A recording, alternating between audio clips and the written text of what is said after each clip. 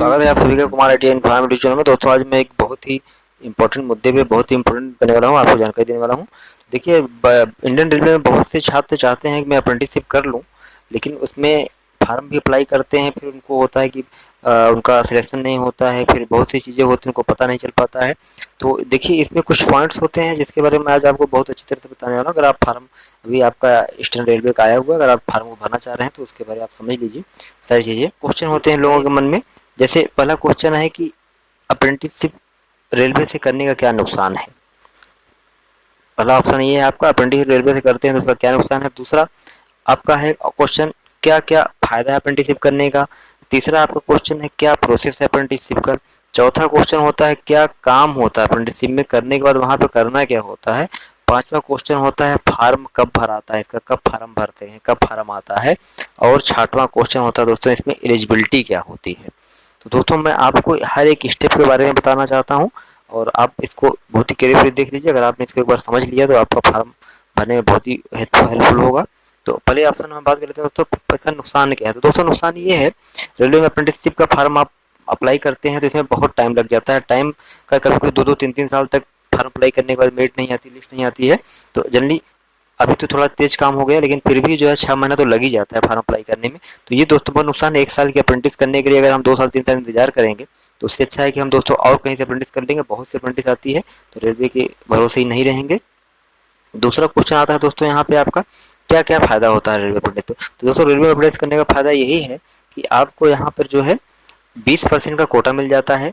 Railway group D में आपको छूट मिल जाती है, यानी जो आपकी रेलवे ग्रुप डी की भर्ती होती है, क्योंकि अभी रेलवे ने शुरू में निकाल दिया था वैकेंसी कि रेलवे ग्रुप डी में जितनी वैकेंसी होंगी वो आईटीआई वालों की फार्म उसमें भर सकते हैं। तो आईटीआई के बाद अप्रेंटिस भी अगर आपने कर लिया रेलवे से तो आपको 20% की छूट मिल जाती है, जो कि बहुत छूट है। अभी हाल में जो नोटिफिकेशन आया है उसकी मैं बात बता रहा हूँ आपको।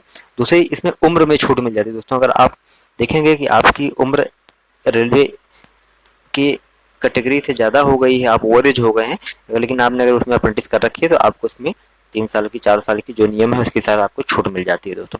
तो ये एक बहुत बड़ा फायदा है दोस्तों। तीसरा क्वेश्चन होता है दोस्तों, आपका क्या प्रोसेस है। तो दोस्तों प्रोसेस यही है कि लगभग 19 जोन है, 20 से 22 हज़ार अप्रेंटिस की भर्ती हर साल आती है दोस्तों। उसमें अलग अलग जोन है, अलग अलग कैटेगरी है, उसमें अलग अलग वहाँ पे है। कहीं पर रेलवे के गार्ड्स बनते हैं, कहीं पर वो होते हैं, बहुत सी चीज़ें हैं इसमें। तो इसमें फार्म भरने के बाद आपका मेरिट पे सिलेक्शन होता है, सबसे बड़ा ये इसमें फ़ायदा है दोस्तों। फार्म भरने के बाद आपको सिर्फ आपकी मेरिट हाई स्कूल की मेरिट से कभी कभी ली जाती है, कहीं आईटीआई की मेरिट से ले लेते हैं, और कहीं आईटीआई और हाई स्कूल की मेरिट को जोड़कर आपकी मेरिट बनाई जाती है, उसके अनुसार ही आपको सिलेक्शन मिलता है। तो ये बहुत ही कम नॉलेज मिलती है, जानकारी मिल पाती है लोगों को। तो इसको बहुत ध्यान से दोस्तों वीडियो देखिएगा और चैनल को लाइक सब्सक्राइब कर दीजिए। आपके लिए बहुत इंपॉर्टेंट वीडियो बहुत मेहनत से बनाते हैं दोस्तों। तो चैनल को जरूर लाइक और सब्सक्राइब करें और अपने दोस्तों के साथ शेयर कर दीजिए दोस्तों।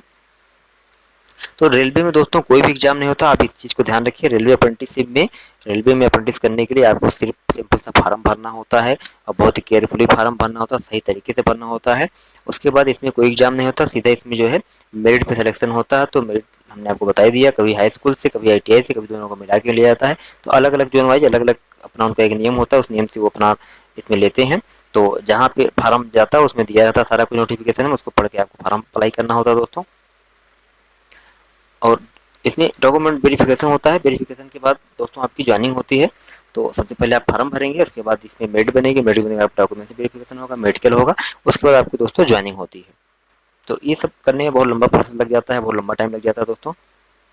तो आता है यहाँ पे क्या काम होता है। तो अगर आपने जो है वहाँ पे कर लिया तो काम क्या करवाते हैं आपको। देखिए रेलवे में दोस्तों कहीं कहीं ऐसा है कि काम नहीं होता है, बस आप आइए जाइए, अपना थोड़ा सा टाइम पास करिए, वहाँ पे हो जाता है पर। लेकिन कहीं कहीं पे बहुत काम होता है, बहुत सा वर्क लिया जाता है आपसे।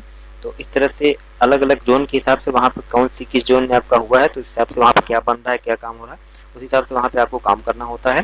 जो है अपना वहाँ पे 8 घंटे का पूरा टाइम देना होता है। नेक्स्ट क्वेश्चन होता है दोस्तों लोगों का, फार्म कब भरते हैं दोस्तों।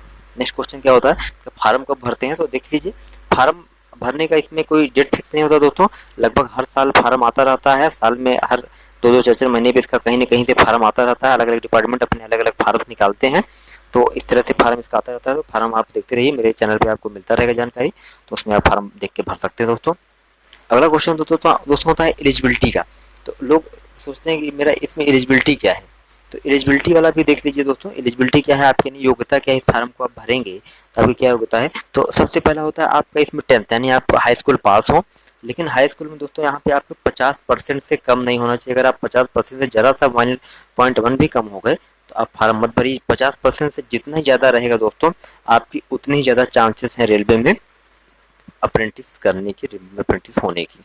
दूसरा ऑप्शन आता है इसमें ITI पास। तो आप अलग अलग ट्रेड से ITI हैं, तो आपकी जो ट्रेड है उस ट्रेड से आप ITI पास हो। तो ITI पास का मतलब ये, अगर आप 2 साल के ट्रेड हैं तो ऐसा नहीं कि आप सिर्फ 1 साल वाले में पास हो, दूसरे में फेल हो या दूसरा आपका हुआ ना हो फिर भी आप फार्मेसी, तो ऐसा नहीं होता। ITI का मतलब आपका पूरा संपूर्ण कोर्स 1 साल का 2 साल का जो कोर्स है उसमें आप पास हो, और उसमें कम से कम आपके 60% हो। तो लगभग ITI में इससे ज़्यादा ही होते हैं सबके, तो 60 से कम होगा तो आपके इसमें सिलेक्शन नहीं होगा दोस्तों, तो आप फार्म मत अप्लाई करिएगा। एज की बात कर लें दोस्तों, तो इसमें एज 15 से 24 साल लगभग अभी तक जितनी अप्रेंटिस आई हुई हैं, 15 से 24 साल इसमें एज मांगा हुआ है। और इसमें छूट भी दोस्तों मिल जाती है एज में, अलग अलग कैटेगरी वाइज। नेक्स्ट दोस्तों, यहाँ पे एक क्वेश्चन होता है लोगों का, सैलरी कितनी मिलती है इसमें, स्टाइपेंड क्या मिलता है। तो दोस्तों देखिए, यहाँ पे सैलरी नहीं मिलती है, अप्रेंटिसशिप में सिर्फ स्टाइपेंड मिलता है, जो स्कॉलरशिप बोलते हैं हम उसको। तो एक स्कॉलरशिप मिलती है, हर महीने मिलती है आपको। तो लगभग अभी इस समय जो है 7,000 से 7,050 रुपये तक स्टाइपेंड मिल रही है, और विभागों में लगभग ज़्यादा भी मिलती है। लेकिन अप्रेंटिस रेलवे में यही सैलरी आपको मिल रही है। प्रेजेंट टाइम की जो स्किल वर्कर वेजेस होता है, जो लेबर वेजेस होता है, वो 7,700 रुपये है। लेकिन अभी इसमें जो है 7,050 रुपये तक की सैलरी मिल रही है, स्टाइपेंड यहाँ पे मिल रहा है दोस्तों। तो उम्मीद करते हैं दोस्तों ये वीडियो आपको समझ में आ गया होगा। तो इस सारी चीज़ों को ध्यान में रखते हुए अभी नेक्स्ट जब भी फार्म आएगा तो अभी फार्म को अप्लाई करिएगा। अगर आप ये चीज़ आप समझ गए हैं अच्छी तरह से, तो आप फार्म भर लेंगे और फार्म भरने में कोई दिक्कत नहीं होगा आपको। तो उम्मीद करते हैं वीडियो आपको पसंद आया होगा दोस्तों। ज़्यादा से चैनल को सब्सक्राइब जरूर कर दीजिए और बेल आइकन को ऑल कर दीजिए, जैसे आपको सारे नोटिफिकेशन मिलते रहें। और एक लाइक दोस्तों जरूर कर दीजिए, अपने दोस्तों के साथ शेयर कर दीजिए। जय हिंद दोस्तों।